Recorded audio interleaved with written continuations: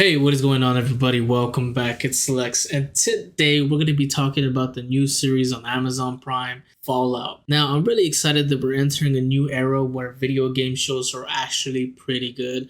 I mean, the last video game show that I watched was The Last of Us on HBO, and man, that show was really, really fantastic. It wasn't a copy and paste of what the original game was, but there was actually its own DNA within it, and which I really, really enjoyed. And I think that's one of the main ones that I've watched recently. I can't remember exactly how many other video game shows there has been, but I know there's been a lot of them, especially even the League of Legends one that a lot of people have been enjoying that I'm yet to watch, or the Castlevania anime ones. There's a lot of them that have been like super, super good and had been held to like a high regard. So it's really exciting to see that a lot of video game adaptations are starting to become a thing now, where it's actually becoming more and more good. It's actually becoming more quality. Even like in an anime where One Piece live action was super, super good. And it's super exciting that media are able to kind of transcend each other and able to mix and match with each other. So to see Fallout to have the success that it's having is really exciting. So I'm somebody who, did not play the Fallout series at all. I actually got into it in by watching the show, but we'll get to that a little bit later. So going into this, I did not know much of what Fallout was about. Now I have heard about Fallout, through the years. A lot of my friends were fans of the game. I saw a lot of people playing it. So I'm aware of what kind of Fallout is and kind of a little bit of what is going on. But to know about the backstory and all of that, I definitely had to look up some lore videos after I watched the first two episodes because I needed to know exactly what the hell is going on. But for someone who's not like somebody, a video game enthusiast, like with my girlfriend who was watching it with me, it seemed like a lot of the answers were being given to you through the entire show. As a matter of fact, it's almost a look into what is actually happening with this whole vault thing, what is going on with 111, or just vaults in general. Not to get too much into spoilers, but you kind of all that gets revealed and unraveled through this entire show, which I really, really enjoyed about this, is that you necessarily don't need to play the game. I certainly did not play the game. Definitely played it after the show though. So you definitely don't need to play the games to really enjoy the show for what it is. I think it's one of these old Western post-apocalypse type of shows. It's almost even, science fiction here. So if you're all into that this show is definitely for you. You don't even have to be such a video game enthusiast to enjoy a show like this. Amazon Prime has been doing great with their shows lately, especially with Invincible that just dropped its season 2 finale not too long ago. So Amazon Prime is definitely doing their thing, and they did not miss with this one either.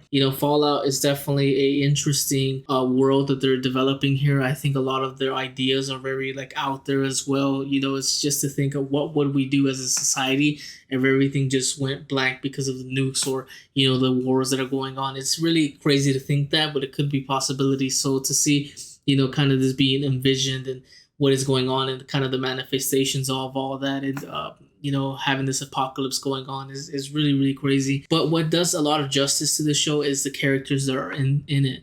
The characters are very, very interesting in themselves. We got the Ghoul, we got Lucy, and we also got Knight, which is he's part of the Brotherhood. Can't recall his name at the moment, but seeing these kind of three different lifestyles that are going on, I think it was a smart choice to really do, just to get a bigger perspective of what the world is and what's going on. It's almost kind of playing three different storylines at once. As far as that, like I really enjoy that. Although sometimes in the show it did feel like we were kind of everywhere, especially in the first couple episodes, we were kind of everywhere with the characters. Especially since for me personally, it takes a little bit of time to develop these things or develop a kind of a relationship with the characters. So in the beginning, it was a little confusing and kind of slower paced when watching the show. But overall, I think over time, you really start to really enjoy these characters for what they are. It's really crazy to see these different perspectives from everybody. But with Lucy, who's somebody who's just leaving the vault, and if you guys don't know, a vault is kind of where they put these people into them to see exactly, to kind of revitalize civilization. At least that's what they were told after kind of the war, after kind of the bombs were dropped. So Lucy, somebody who's been living in the vault for her entire life, kind of grew up there, saw her parents until her parents get kidnapped by somebody who ends up being, the villain of the story here. So the setup is really, really good. The fight sequences are really, really good once they get there. Again, this is kind of a little bit of slower paced in the beginning of the show, at least. So it definitely takes a moment to get there, but when they get there, it gets so good. A lot of slow motion shots, so if you're into that, it's all there. A lot of shooting, a lot of just like funny gore things as well. Like this movie definitely gets down when it comes to the action and the kind of the physical violence that is going on through the entire thing. They do not stray away from anything. This is truly a mature rating. This is truly a rated R rating. Like this is definitely good. It almost reminds me of kind of The Walking Dead of how gory it is. It's also very kind of comedic in a way because it just looks ridiculous when they're cutting somebody's head. You'll see that later down the road as well. So it's super interesting to see exactly what they're doing with this franchise. Again, like we're seeing with The Last of Us, they're kind of developing the story with them as well and having its own unique DNA. So this one almost feels like that as well, where Fallout isn't necessarily a adaptation of one of the games, but it's one of its story of its own that also kind of coincides to this bigger role that is happening around them and kind of the whole world of the Fallout series. I think the show does a great job of revealing the lore behind everything. I think it does a great job at keeping your attention and making sure that we're answering your questions. You may have questions about what the vault is. You may have questions about who's this character.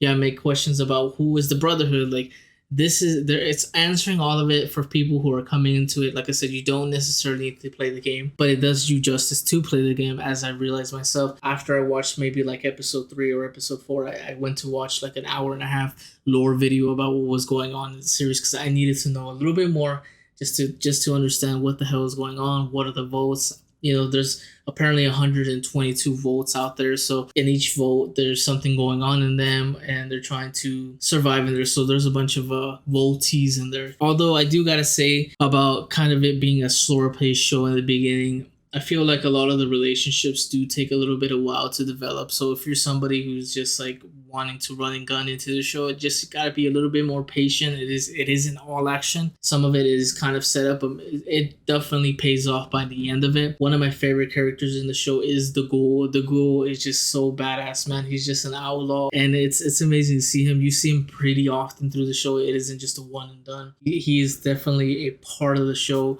a big character in what is going on in the storyline here. So seeing him is amazing, especially in the fight sequences. There's a fight sequence where they're in the town and he's trying to get this doctor's head. It's all explaining the story. You gotta watch it all.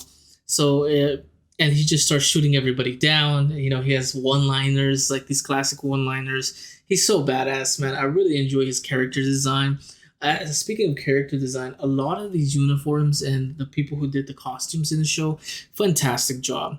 You could have not asked for a better costume design or set design. Like everything just looks amazing. Everything looks run down. Everything looks rusted, but in the best of ways. Like the costumes look amazing. Like they did a great job in designing the characters. They did a great job in designing the costumes and the set environment as well. They did such a fantastic thing with the show, and I can only imagine somebody who played the video game how enjoyable it must have been for you. So there you go, man. It's a really great show. Although there is some things that I would kind of question here and there. Kind of the relationship that develops between the Knight and Lucy. That's a little bit like, oh, okay. I don't know what that was about. I feel like that kind of wasn't needed. But I you kind of have to have some romance in there. Yeah, it's super crazy. It's super crazy also to see all the guest stars in the show. Like you're gonna see a Michael Rappaport. Like that was super interesting. I was like, what the hell, man? Just came out of nowhere. But you'll get to see a lot of cameos from different people. I'm super excited for season 2 that just got announced. That hopefully there's more cameos. There's Eric Estrada at one point. Like there's so many people in this show, and I'm sure they're doing a great job at. They're gonna be working with season 2. But yeah, dude, I'm super excited. I definitely got into the Fallout universe. I'm definitely playing Fallout 4 right now. I tried playing Fallout New Vegas on the PC, but for some reason it just did not want to work on the PC.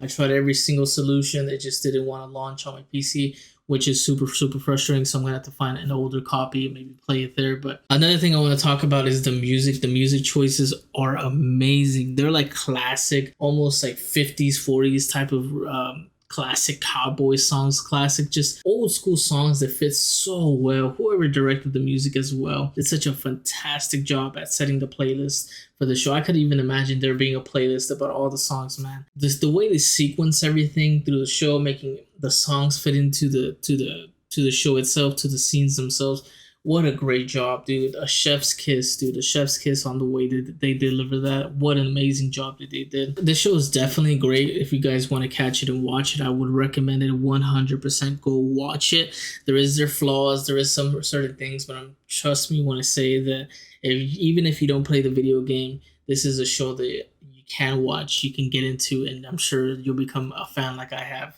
so far. But if you enjoyed the video, make sure you hit the like button. Make sure you smash that sub button. But with that being said, I hope you guys have a great day. Peace.